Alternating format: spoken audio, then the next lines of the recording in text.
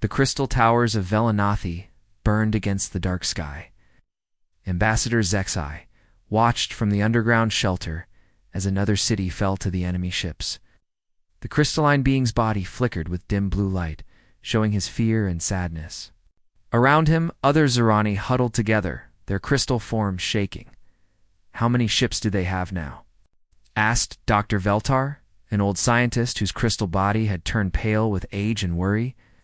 "Our scouts report 300 vessels in this system alone," replied Captain Mordix, the Zerane's highest military leader. "They destroyed our defense platforms in less than 6 hours." Zexai closed his eyes, though the gesture was strange for his species. The Vorthok had been unstoppable. World after world had fallen to their massive bioships. These insect-like creatures fought with a hunger that the peaceful Zerani could not understand. They took prisoners not for ransom or politics, but to feed their growing armies. "We must go to the assembly," Zexai said finally. "The other species will help us. They have to help us." Dr. Veltar made a sound like breaking glass, which was how his people showed doubt. "The assembly has rules. Non-interference treaties. They will offer words, not weapons." Above them, the ground shook as another Vorthok ship landed. These biovessels Were alive, grown rather than built. They pulsed with organic energy and sprouted weapon pods like deadly flowers. The Zerani's clean energy weapons barely scratched their thick shells. "Then we die with honor," Captain Mordix said. "No." Zexai stood up, his crystal form catching the emergency lights. "We try everything first, even the impossible." 2 days Later, Zexai stood before the Great Assembly Hall on Kepler's Gate, the neutral space station where all galactic species met. The hall was enormous, with sections built for each type of alien life. Water-filled areas for the aquatic delphine, high-pressure chambers for the dense world Gromax, low-gravity platforms for the fragile Sithari. "Honored representatives," Zexai began, his voice carrying through the translation systems. "The Zerani Confederation faces total destruction. 12 worlds, 40 billion lives. All will be lost unless someone helps us." The assembly listened. They always listened. It was what they did best. Ambassador Craigtel of the Gromax spoke first. His people were warriors, covered in thick armor-like skin. "The non-interference treaty clearly states that each species must solve its own military problems. We cannot break this ancient law." "But this is genocide," Zexai pleaded. "The Vorthok will not stop with us. It will consume world after world until nothing remains." The Sithari representative floated in his anti-gravity chair. These beings looked like tall, thin ghosts with huge eyes and pale skin. "Our military resources are committed to protecting trade routes. We cannot spare ships for what might become a long war." From the water-filled section came the musical voice of the Delphine.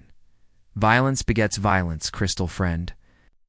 Perhaps negotiation with these Vorthok would serve better than war." Zexai wanted to scream, but his people did not scream. Had evolved from peaceful crystal growths on a quiet world. They knew science, art, and trade. They had never learned to kill. "You do not understand," he said, his voice shaking. "The Vorthok do not negotiate, they consume. They turn captured beings into soldiers for their hive mind. There is no reasoning with them." The debate went on for hours. Each species found reasons why they could not help. The Kolari were too far away. Zenthi were dealing with their own border conflicts. The Makari claimed their ships were not built for war. Dr. Veltar sat in the observer section, watching his friend fail. The old scientist had seen this before. The assembly was good at talking, but bad at acting. They had built their civilization on the idea that all conflicts could be solved with words. As the session ended with no decision, Dr. Veltar approached his friend. "There is one more option," he said quietly. "What option? We have asked everyone, not everyone." The old scientist pulled out a small data pad. "I have been studying the galactic databases. There are species listed that no one talks about." Zexai looked at the screen. Most of the entries were marked as extinct or primitive. Then he saw one that made him pause. "Humans," he read. Class 12 Deathworld designation. Status: unknown. Class 12. Zexai's crystal body flickered with surprise. Nothing intelligent can survive on a Class 12 world. The radiation alone would kill most species in days. The database says they achieved spaceflight 50 years ago, Dr. Veltar continued. But no one has made contact. The world is too dangerous to visit. Zexai stared at the information. Class 12 worlds were nightmares. High gravity that could crush bones, toxic atmospheres, extreme temperatures, violent weather systems. Most species needed special equipment just to land on a Class 8 world. This is madness, he said. Even if they exist, how could we contact them? How could they help us if they live on such a horrible world? Desperate times, Dr. Veltar replied. We broadcast on all frequencies toward their star system. If they exist, if they can somehow travel in space despite their harsh world, maybe they will answer. And if they are as violent as their world suggests, the old scientist's light dimmed. Then we face one enemy instead of another. At least we tried everything. That night, from the Zerani Emergency Command Center, they sent out the message. It was broadcast in mathematical sequences, universal symbols, and finally, in the common galactic language used by all civilized species. To any intelligent life in the Sol system, the message began. We are the Zerani Confederation. Our worlds are under attack by a species called the Vorthok. Billions of lives are at stake. The galactic community cannot or will not help us. We do not know if you exist, but if you do, if you can travel among the stars, please help us. We offer all our scientific knowledge, our art, our culture, anything you might want. We only ask that you help save our people. The message included star maps, tactical data about the Vorthok, and information about Zerani society. It painted a picture of a gentle people being destroyed by monsters. Dr. Veltar watched the transmission pulse out into space toward the distant star system. How long before we know if anyone received it? If they exist, and if they have space? Travel. Perhaps 2 weeks for the message to reach them, Zexai calculated. Another 2 weeks for any reply. We do not have 4 weeks, I know. Back on Velanathi, the Vorthok continued their steady advance. The insect warriors moved through the crystal cities like a plague, converting buildings into hive structures and capturing Zerani for their dark purposes. Queen Zarthik herself had arrived to oversee the final destruction of the Zerani homeworld. The few remaining military ships tried desperate attacks, but their peaceful weapons were no match for bioarmor that had evolved over millions of years. Each day brought news of another fallen city, another million Zerani lost. In his command chamber, Captain Mordix studied the reports. Perhaps it is time to surrender, he said to his staff. At least some might survive in their work camps. The ambassador has not given up, replied his aide. Sent a message to an unknown species. He believes someone will come. Captain Mordix looked out at his ruined world. The crystal spires that had taken centuries to grow were being consumed by living ships. From where? Who in the galaxy would risk everything for strangers? Far away, in a small solar system that most species considered too dangerous to visit, something was listening. In a place where gravity was crushing, where the atmosphere was poisonous, where the weather could kill. Intelligent beings were receiving a desperate call for help. The Deathworlders had heard the cry for help, and they were preparing to answer. Captain Jake Morrison was drinking coffee when the universe changed forever. He sat in his command chair aboard the UES Horizon, watching the stars drift past through the main screen. The exploration ship had been mapping new systems for 3 months, looking for planets that might support human colonies. The captain called Lieutenant Amy Chen from the communications station. I'm picking up something strange. Jake set down his coffee mug. Define strange. It's a transmission, sir. But not from Earth. It's coming from outside our explored region. Amy's fingers danced over her controls. The signal is using mathematical sequences, then some kind of language I've never heard before. Put it on speakers. The bridge filled with strange sounds, musical tones, clicking noises, then something that almost sounded like words but in no human language. The transmission repeated several times before switching to simple mathematical patterns. How long has this been broadcasting? Jake asked. The signal started about 2 hours ago, sir. It's being sent on multiple frequencies. Dr. Sarah Kim, the ship's science officer, looked up from her station.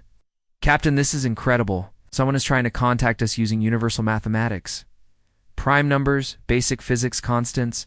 This is a first contact protocol. Jake felt his heart skip.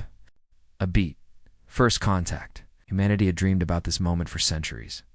Are you sure it's not from another human ship? Positive, sir. The signal is coming from a star system 40 light-years away. No human ship has ever traveled that far. Can you translate it? Dr. Kim was already working. The mathematical part is easy, but this language section is complex. Give me an hour. Jake opened a communication channel to Earth. Priority Alpha message to Earth Defense Command. We have received what appears to be an alien transmission, requesting immediate instructions. While they waited for Earth's response, Dr. Kim worked on the translation. The mathematical sequences were clearly an attempt at communication. The physics constants matched Earth's understanding perfectly. But the language was unlike anything in human records. 2 hours later, Dr. Kim called everyone to the bridge. Her face was pale with excitement and worry. I've got most of it translated, she said. Captain, this is a distress call. These beings call themselves Zerani. They're under attack by something called the Vorthok. They're asking for help. Jake studied the translation on his screen. The message painted a picture of a peaceful civilization being destroyed by an enemy they could not fight. Billions of lives at stake. A galactic community that refused to help. They mention a galactic community, Jake said slowly. How many species are out there? According to this, over 40 intelligent species. They have a government called the Galactic Assembly. The implications hit Jake like a physical blow. Humanity was not alone. There was an entire galactic civilization out there, and they were at war. Sir, Amy called out. Incoming priority transmission from Earth. Admiral Lisa Grant's face appeared. On the main screen, even through the transmission delay, Jake could see she was tense. Captain Morrison, we received your message. What exactly are you dealing with? Jake explained the situation while sending the translated message to Earth. Admiral Grant listened without interrupting, her expression growing more serious with each detail. Captain returned to Earth immediately. This is now classified at the highest level. 3 days later, Jake sat in a conference room deep inside the Pentagon. Around the table were the most powerful people on Earth, Admiral Grant, President Maria Rodriguez, Secretary of Defense Paul Richmond, and Dr. Nathan Cross, Earth's leading expert on extraterrestrial life. Let me understand this, President Rodriguez said, reading the translation again.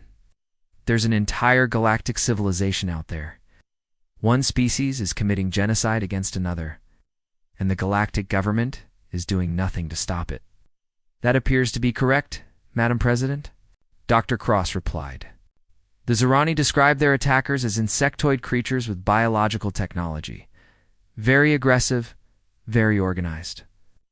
General Kevin Murphy leaned forward. What do we know about the Zerani themselves? They describe themselves as peaceful. Scientific people, Jake answered, crystal-based life forms. They seem to be good at technology and trade, but they have no real military. And they're asking us for help, Admiral Grant said. A species they've never met, from a world they classify as too dangerous to visit. Senator Richmond shook his head. This could be a trap. How do we know these Zerani are telling the truth? Maybe they're the aggressors, and they're trying to trick us into helping them. Dr. Cross pulled up a star chart. I've been studying their message. The astronomical data they included is accurate. The physics they use matches our understanding. If this is a deception, it's incredibly sophisticated. President Rodriguez stood up and walked to the window. Outside, the normal world continued. Its daily routine, unaware that everything had changed. If we help them, we announce ourselves to this galactic community, she said. We become part of whatever politics and conflicts exist out there. If we don't help them, billions of innocent people die, Admiral Grant replied. Assuming they're innocent. General Murphy opened a folder full of tactical analyses. I've been studying their data about these Vorthok, their tactics, their technology, their numbers. If the Zerani information is accurate, The Vorthok rely on overwhelming force against opponents who don't fight back effectively. What are you thinking, General? President Rodriguez asked. I'm thinking that these Vorthok have never fought anyone like us. They're used to facing civilizations that evolved on peaceful worlds. They've never dealt with a species that came from Earth. Dr. Cross nodded slowly. Zerani classify Earth as a class 12 death world. According to their scale, nothing intelligent should be able to survive here. Our gravity, our atmosphere, our weather, our predators. To them, we're living in conditions that would kill most galactic species, which might give us advantages they don't expect, Admiral Grant added. The room fell quiet as everyone considered the implications. Humanity had always wondered how they would compare to alien species. Now they might find out. President Rodriguez returned to her seat. What kind of force could we send? Admiral Grant consulted her notes. We have 20 ships, capable of interstellar travel. The newest carriers, destroyers, and support vessels. About 5,000 military personnel. Against how many enemies? Does Zerani report over 300 Vorthok ships in their home system alone? Senator Richmond laughed bitterly. 20 ships against 300, those are suicide odds. General. Murphy smiled grimly. Not necessarily. We've fought against overwhelming odds before. The key is not fighting the way the enemy expects. Commander Rachel Torres had been quiet during most of the meeting. She was Earth's top tactical analyst, a veteran of the resource wars that had nearly destroyed the planet decades earlier. Zerani data shows something interesting, she said. The Vorthok use biological ships and weapons. They rely on psionic communication for coordination. They've evolved to fight other civilizations that use similar technologies. And we don't. Jake realized exactly. Our ships are metal and electronics. Our weapons are kinetic and explosive. Our communication is electromagnetic. To them, we might be completely unpredictable. President Rodriguez looked around the room. I need to make a decision that could affect all of humanity. Oh, no. Do we help these aliens, knowing it will change everything about our place in the universe? Madam President, Admiral Grant said quietly. We've always said that if we ever met aliens, we hoped they would be peaceful. Well, we've met them. The peaceful ones are being slaughtered by the violent ones. This might be our chance to prove that humans are worth knowing. Or it might be our chance to start an interstellar war we can't win, Senator Richmond countered. Dr. Cross stood up. Madam President, I've spent my career studying the possibility of alien life. I never imagined our first contact would be a cry for help. But maybe that's appropriate. Humanity at its best has always helped others in need. President Rodriguez closed her eyes and made the decision that would echo through history. We're going to help them. Admiral Grant, prepare a task force.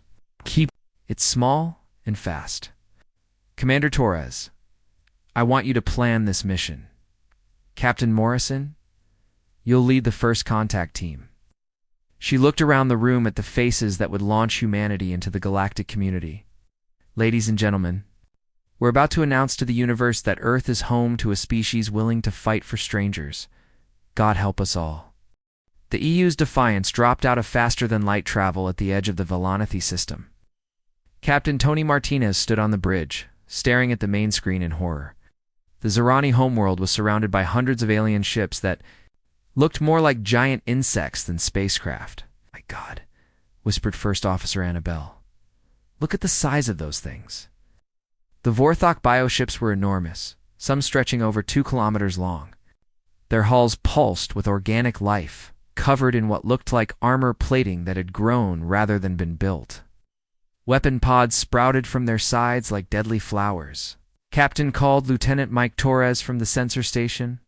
I'm reading massive energy signatures from those ships.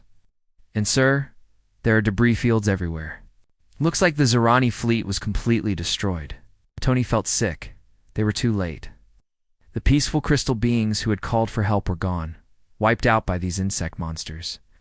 Wait, said Dr. Sam Parker, the ship's science officer. I'm picking up weak signals from the planet's surface. Underground installations, some Zerani, are still alive. Can we contact them?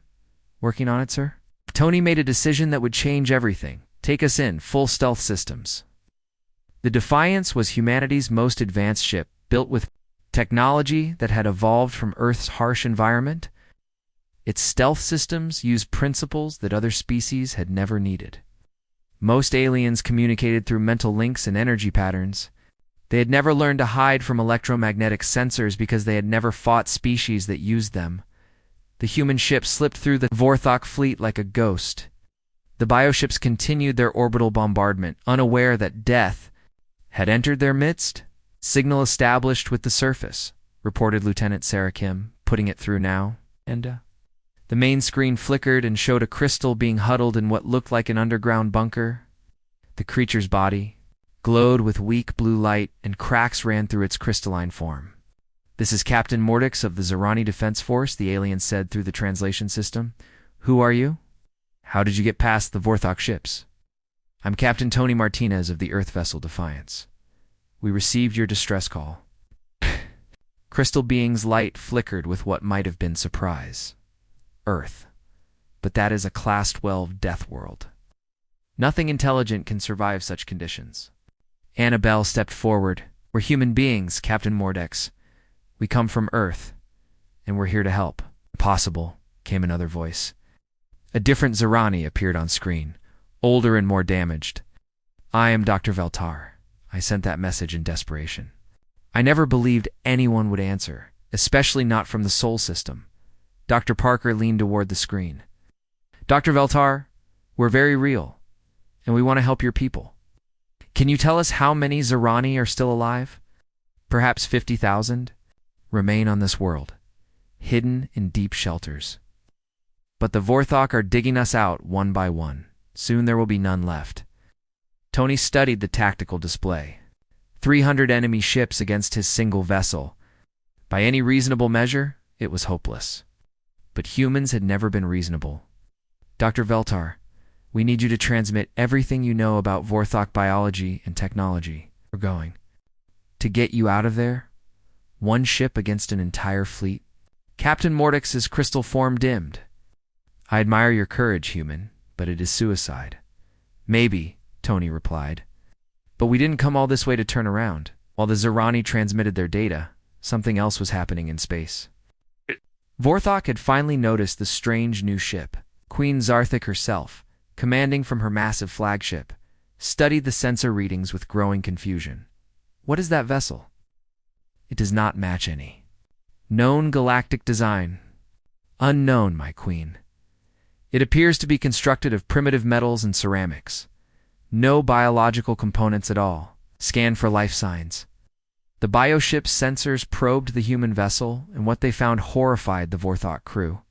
The beings inside were massive by galactic standards, with dense bone structures and thick muscle mass. Their blood carried a corrosive substance called oxygen that would kill most species. "My queen," reported the sensor operator, his voice shaking. "These creatures come from a high-gravity world.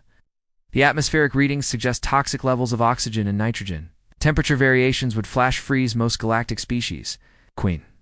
Zarthik felt something she had never experienced before. Fear. Her species had evolved on a gentle world with low gravity and mild temperatures. They had conquered other species because those species were equally soft. But these humans came from a world that would kill her soldiers just by breathing its air. "Open a communication channel," she ordered. Tony's screen flickered and showed something from a nightmare. The Vorthok queen looked like a massive praying mantis crossed with a spider. Her exoskeleton gleamed with bioarmor, and her multiple eyes fixed on him with predatory intelligence. "I am Queen Zarthik of the Vorthok Empire," she said. "You will surrender immediately or be destroyed." Tony smiled, and that smile sent chills through every Vorthok who saw it. It was the smile of a predator who wasn't afraid. "I'm Captain Tony Martinez of Earth, and you're going to let those Zerani go." "Earth," the Queen repeated. "A Class 12 death world. How do you survive on such a planet?" "We don't just survive," Annabelle said, stepping into view. "We thrive. We're the apex predators of the most dangerous world in this sector, and you just picked a fight with us." The Queen studied the humans more carefully. Their casual confidence in the face of overwhelming odds disturbed her. These were not like the peaceful species her empire usually conquered. These were something else entirely. "You have one ship," she pointed out. "I have 300. You have 300 ships designed to fight civilized species, Tony replied. We have one ship designed to survive hell. Want to see the difference? Meanwhile, in the underground bunkers on Velenothi, the surviving Zerani watched in amazement as more human ships appeared on their sensors. The UES Liberty, flagship of Admiral Ben Wright, had arrived with the main Earth fleet. 20 human vessels faced the Vorthok Armada. They were outnumbered 15-1, but they moved with a coordination and purpose that confused the enemy. These ships had been built by a species that had fought wars in asteroid fields, that had battled through solar storms, that had learned to survive in conditions that would destroy most galactic civilizations. This is Admiral Ben Wright of the Earth's Defense Force. Came a transmission to both the Zerani and the Vorthok. By order of the President of Earth, you will cease your attack on the Zerani people immediately. Queen Zarthik laughed, a sound like breaking glass. Your 20 ships against my 300? Your deaths will serve as an example to other species who might defy the Vorthok Empire. Ma'am, said Captain Julie Beck of the EU's Freedom, permission, to show them how wrong they are. Admiral Wright nodded grimly. All ships. This is Big Sky. You are authorized to engage. Show them what Deathworlders can do. The battle began with the humans doing something no galactic species had ever tried. Instead of the formal, ritualized combat that characterized galactic warfare, they attacked like the predators they were, ships that had been designed to survive. Earth's harsh conditions proved incredibly difficult to destroy. The Vorthok bioships fired energy weapons that should have disabled any vessel. Instead, the human ships shrugged off the attacks. Their armor had been designed to withstand solar radiation and meteorite impacts. Their electronics were hardened against the electromagnetic storms of Earth's magnetosphere. But the real shock came when the humans fired back. Instead of energy weapons, they used kinetic projectiles, explosive missiles, and tactics that no civilized species would consider. They rammed enemy ships. They used debris as weapons. They targeted life support systems instead of trying to disable ships intact. Captain Elisa Hayes of the UES Vengeance demonstrated humanity's most terrifying advantage when she ordered her ship to ram a Vorthok cruiser. The bioship's living armor evolved to resist energy weapons, crumpled like paper against metal and ceramics designed to survive re-entry into Class 12 world's atmosphere. Down in the bunkers, Dr. Veltar watched the battle with crystal eyes that glowed with wonder. They fight like no species I have ever seen, he whispered to Captain Mordix. They do not fight for conquest or glory. They fight like animals protecting their young. But we are not their young, Mordix replied. No, but they came anyway. The tide of battle was turning. Queen Zarthik realized with growing horror that her empire had encountered something it was not prepared to face. These Deathworlders fought with a savagery born from surviving on the most dangerous world any of them had ever heard of. As another of her ships exploded under human fire, the Queen made a decision that would haunt her for the rest of her short life. All ships, retreat to secondary positions. Signal the home fleet. Tell them we have encountered a new species. Tell them the Deathworlders are real, and they are coming for us. But it was too late for retreat. The humans had tasted battle, and they remembered what they were fighting for. 50,000 innocent crystal beings huddled in bunkers below, waiting for someone to save them. The apex predators of Earth had arrived, and they were not in a mood to let genocide continue on there. Watch. The battle in space was only the beginning. As Admiral Ben Wright's fleet carved through the Vorthok bioships like sharks through a school of fish, the real test came when human boots touched alien ground. Lieutenant Colonel Amy Foster stood in the cargo bay of the UES Liberty, watching her Marines check their equipment one last time. These were Earth's finest soldiers, men and women, who had trained in the worst conditions their homeworld could offer. Now they were about to fight on a world that most galactic species would consider a paradise. Listen up, Amy called to her troops. The Zerani world has lower gravity than Earth. The air is thinner, but breathable. The temperature is mild. For us, this is going to feel like a vacation. Sergeant Bill Murphy laughed. Great, a vacation with giant bug monsters trying to kill us. The Vorthok evolved on an even gentler world than this one, Amy continued. Low gravity, controlled climate, no natural predators. They've never fought anyone who could survive real combat conditions. Private Katie Johnson raised her hand. Colonel, what about their bioarmor? The reports say it's almost impossible to penetrate. Almost impossible for energy weapons designed by civilized species, Amy replied. We're not civilized. We're from Earth. The dropships launched toward Valenathi's surface, carrying 200 human marines into combat against an enemy that had terrorized the galaxy.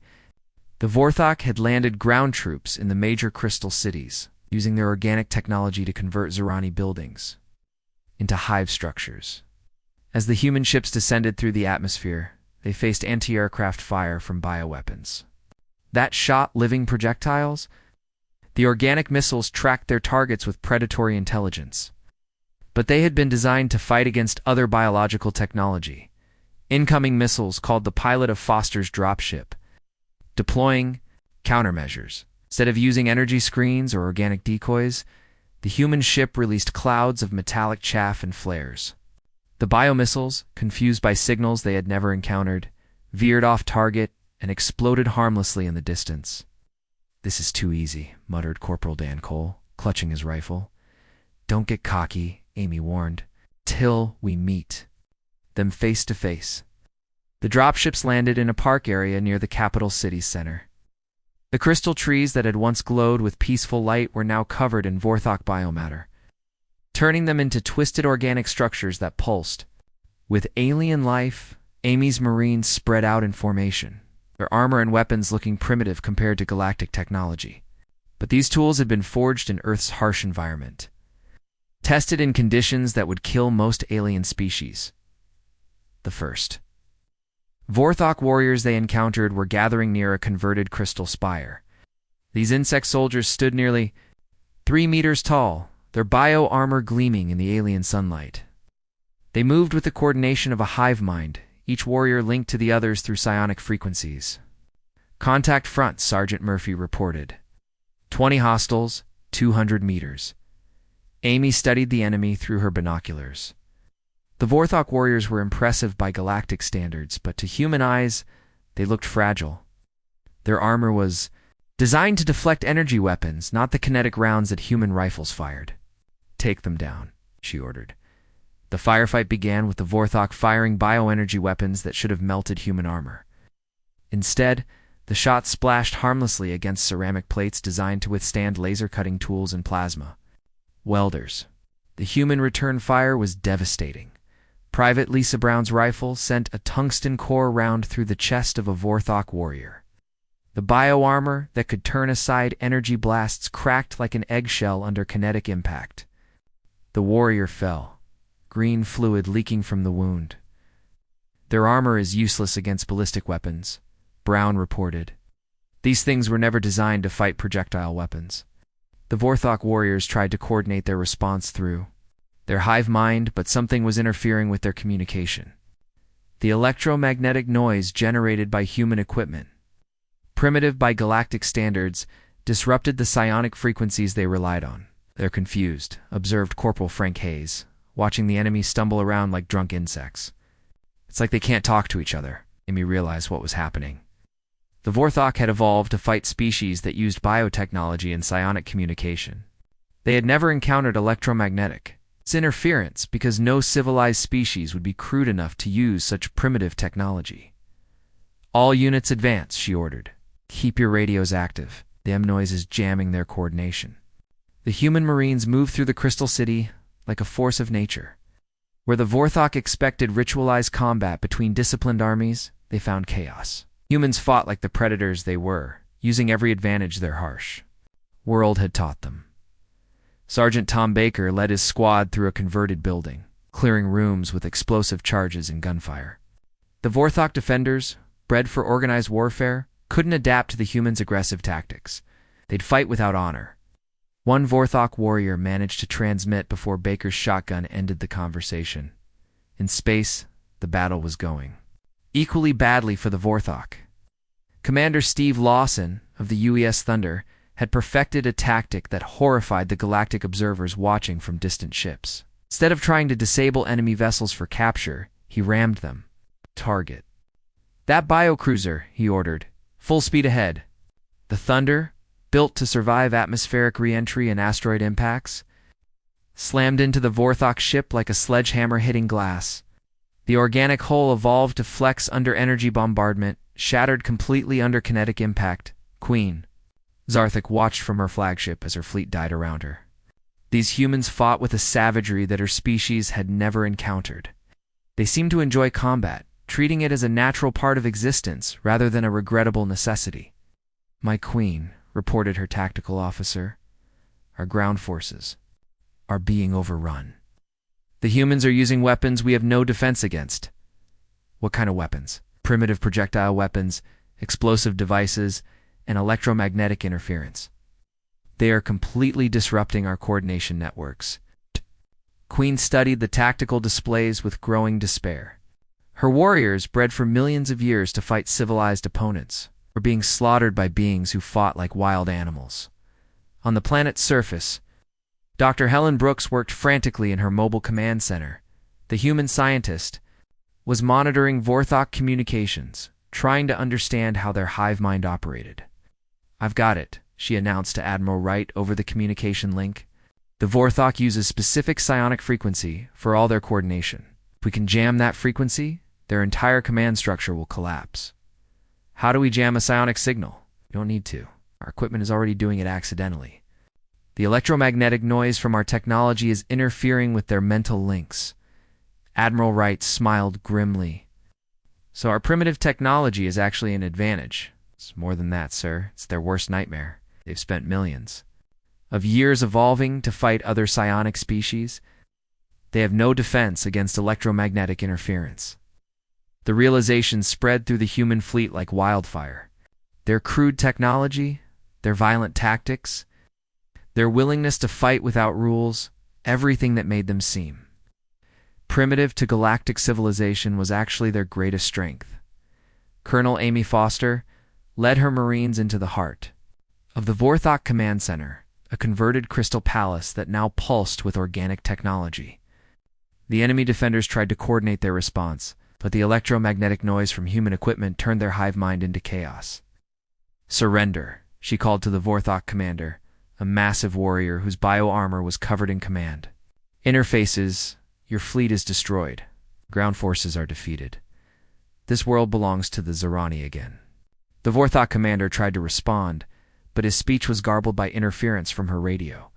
He raised his bioweapon, but Sergeant Murphy's rifle spoke first. The tungsten round punched through alien armor like it was made of paper. In the underground bunkers, the surviving Zerani watched in amazement as their crystal cities were liberated by beings they had never imagined could exist. Dr. Veltar observed the human soldiers with scientific fascination. "They move like predators," he said to Captain Mordix. "Every action is calculated for maximum efficiency.